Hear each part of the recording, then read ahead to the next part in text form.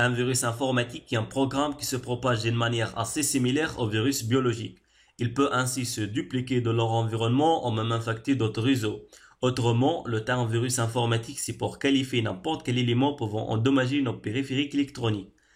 Alors aujourd'hui, je vais vous présenter les différents types de virus et les risques lorsque nous sommes infectés. Et je vais parler aussi sur comment se protéger contre les virus.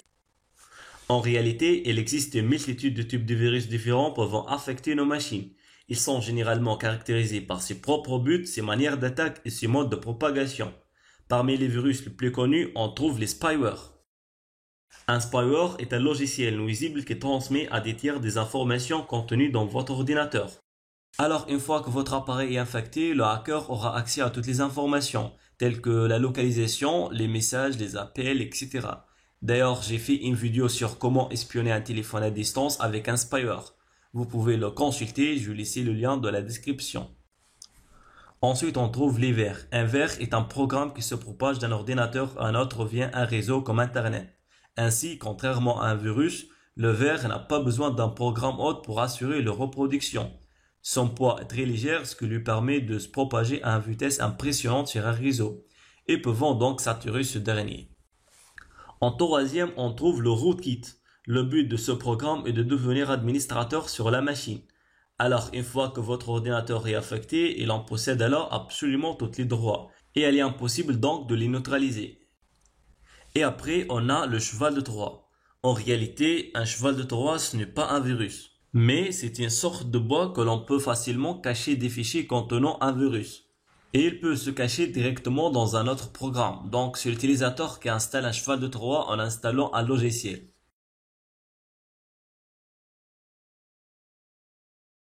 Tant que le virus n'a pas été exécuté, vous ne risquez rien. Mais lorsqu'il est activé, il peut vous rendre la vie dure. Ils vont utiliser les ressources de votre réseau et peuvent amener ce dernier à la saturation. Par suite, la présence d'un virus sur l'appareil provoque une diminution des performances. Non seulement des problèmes hardware, mais aussi les virus comme les spyware peuvent être utilisés par les entreprises de publicité.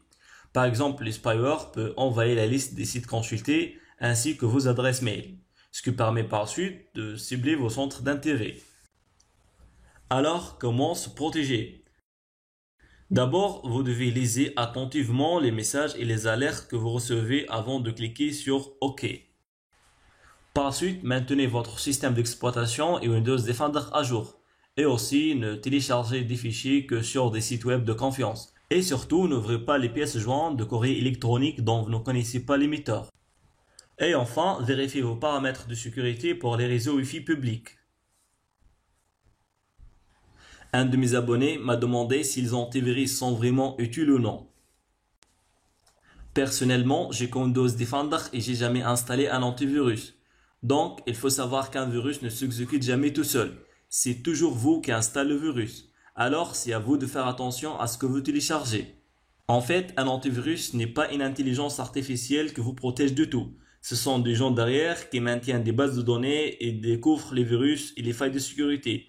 Et les envoie à votre antivirus par les mises à jour. Donc, quand il y a de nouveaux virus sur Internet, votre antivirus est impuissant de les détecter. De plus, les antivirus ne détectent que les fichiers contenant le virus, pas le code exécuté à distance.